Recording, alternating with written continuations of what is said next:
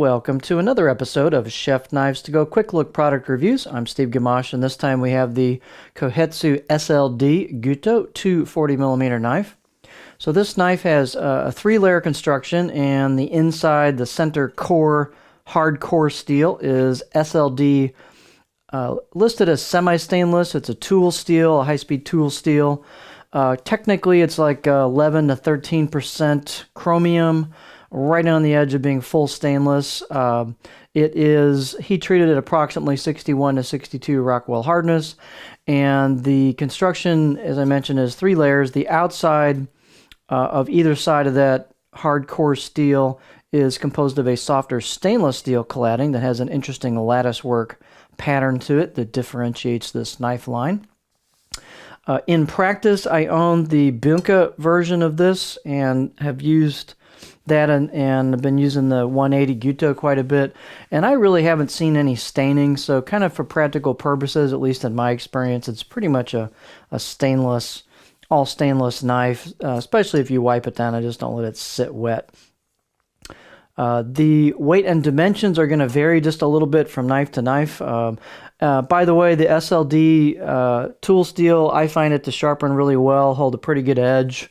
It's a pretty nice steel. I like it a lot, so just FYI there. It's a good steel. The weight, as I mentioned, and the dimensions can vary a little bit from knife to knife. This one's about 216 grams or 7.6 ounces.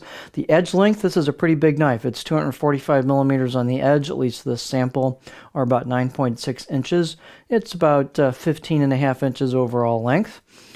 These tend to be fairly thick coming out of the spine, but then they thin down pretty quickly, so don't let that bother you if you see a big number there for that. This one's like 4.4 millimeters thick right here coming out of the handle above the back of the heel, but then you can see it thins out pretty quick.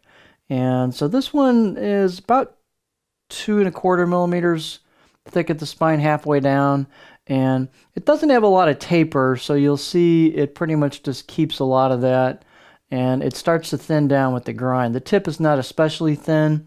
It does pretty well through onions and such. I'd say the strong suit of this knife is more the back half in terms of performance.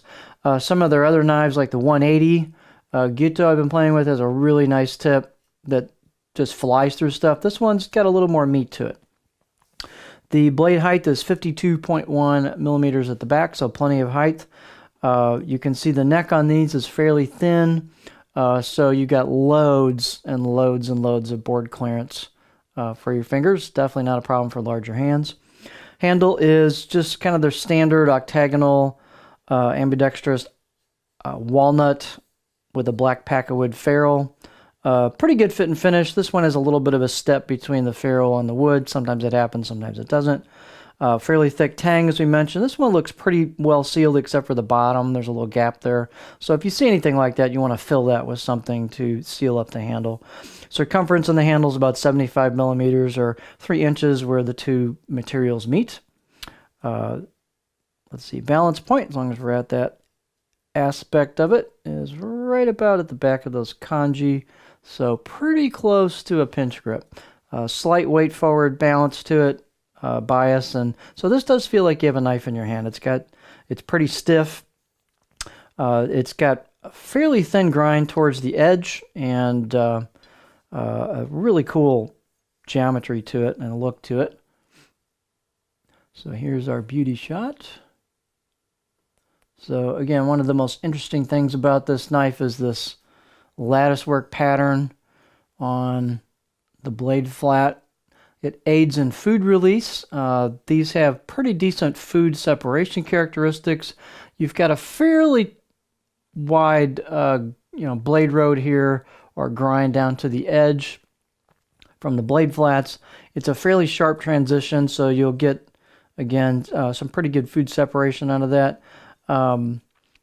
Tends to maybe just wedge a little bit in some of the more dense ingredients you might process, like root vegetables and such, but the back half of the blade has a good confident feel to it. As I said, it's kind of the stellar part of this knife, just general use. I didn't use it a ton, but that's kind of what I found. You've got some kind of stamped, embossed kanji here. on the right side of the blade as you're using it, and the left side of the blade doesn't have any kanji on it. These are nice looking blades. Let's see, fit and finish. They've done a nice job on it. It's just got a little bit of a rustic feel to it, but they've done a little bit of relief on the spine at the corners, some relief on, and a fair amount of work on the choil and neck area here. So it's really comfortable right out of the box. I had a pretty good edge on it. I'd say these are maybe 6 out of 10 on my scale as far as out of the box edge. You can get these nice and sharp if you put a little work to it. They sharpen up pretty easily, and again, we'll take a nice edge. Let's see, let's look at this on the cutting board.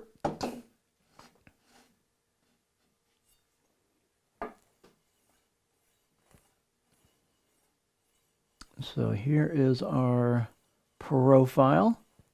Just a pretty kind of standard all-arounder type profile.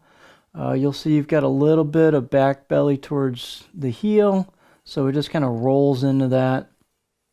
A little bit flattish towards the back half, and then the front half. This one I can get up in this area here before I start wanting to dig the tip in. But it rocks nicely on medium, probably medium stuff and lower. It push-pulls nicely, a little bit of flattish towards the heel.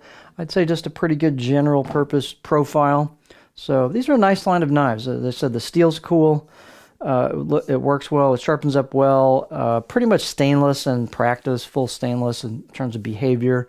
So anyway, this is the bigger version people have been kind of asking about for a while now. So if you're looking for a 240, it's got a little heft to it, kind of a confident feel, this might be an option for you. So this is the Kohetsu SLD Gyuto 240 millimeter knife.